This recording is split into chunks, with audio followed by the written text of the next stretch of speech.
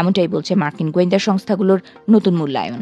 মার্কিন গোয়েন্দা মহলের শীর্ষ সংস্থা ন্যাশনাল ইন্টেলিজেন্স কাউন্সিলের একটি গোপন প্রতিবেদনে এই দাবি করা হয়েছে। প্রতিবেদনে বলা হয়েছে, ইরানের রাজনৈতিক কাঠামো এতটাই শক্তভাবে গড়ে তোলা হয়েছে যে শীর্ষ নেতাদের মৃত্যু হলেও রাষ্ট্রীয় ক্ষমতার ধারাবাহিকতায় বড় ধরনের ভাঙন তৈরি হবে না। অর্থাৎ নেতৃত্বকে লক্ষ্য করে আঘাত হানলেও ইরানের শাসন ব্যবস্থা দ্রুত নতুন নেতৃত্বের মাধ্যমে নিজেদের টিকিয়ে রাখতে পারবে।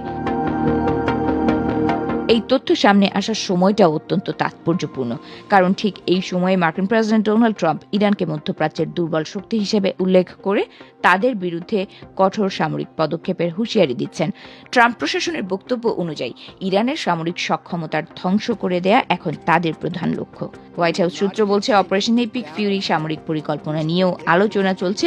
এই অভিযানের মূল উদ্দেশ্য ছিল ইরানের ব্যালিস্টিক ক্ষেপণাস্ত্র কর্মসূচিকে সম্পূর্ণভাবে অকার্যকর করে দেয়া। একই সঙ্গে ইরানি নৌবাহিনীর সক্ষমতাও স্থায়ীভাবে ভেঙে দেওয়ার চিন্তাও আছে। তবে মাঠের বাস্তবতা যে এতটাই সহজ নয় সেটি ইঙ্গিত করছে গোয়েন্দা প্রতিবেদন। সেখানে বলা হয়েছে, ইরানের ভেতরে ছড়িয়ে থাকা বিরোধী বা বিদ্রোহী গোষ্ঠীগুলো এখনো ক্ষমতা দখলের মতো শক্ত অবস্থানে নেই। ফলে বাইরে থেকে চাপ তৈরি হলেও দেশের ভেতরে শাসন ব্যবস্থাকে উৎখাত করার মতো পরিস্থিতি তৈরি হয়নি। পরিস্থিতি আরও নাটকীয় হয়ে উঠেছে ইরানের ভবিষ্যৎ নেতৃত্ব নিয়ে ট্রাম্পের মন্তব্যকে কেন্দ্র করে। ট্রাম্প প্রকাশ্যে জানিয়েছেন, ইরানের পরবর্তী সর্বোচ্চ নেতা নির্বাচনের বিষয়েও তার স্পষ্ট মত রয়েছে। বিশেষ করে প্রয়াত আয়াতুল্লাহ খামেনির ছেলে মোস্তাফা খামেনিকে সম্ভাব্য নেতা হিসেবে তিনি মেনে নেবেন না বলেও জানিয়েছেন।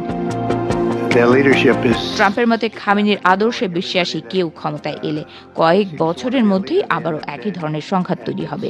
তাই ইরানের এমন নেতৃত্ব প্রয়োজন যারা যুক্তরাষ্ট্রের সঙ্গে সংঘাতে না গিয়ে ভিন্ন পথে হাঁটবে। তবে এই মন্তব্য তেহরানের তীব্র প্রতিক্রিয়ার জন্ম দিয়েছে। ইরানের পার্লামেন্ট স্পিকার মোহাম্মদ বাকের গালিবাফ কঠোর ভাষায় ট্রাম্পের বক্তব্য প্রত্যাখ্যান করেছেন। সামাজিক যোগাযোগ মাধ্যমে দেয়া এক বার্তায় তিনি বলেন, ইরানের নেতৃত্ব নির্ধারণ করবে কেবল দেশটির জনগণ, কোনো বিদেশি শক্তির সেই অধিকার নেই।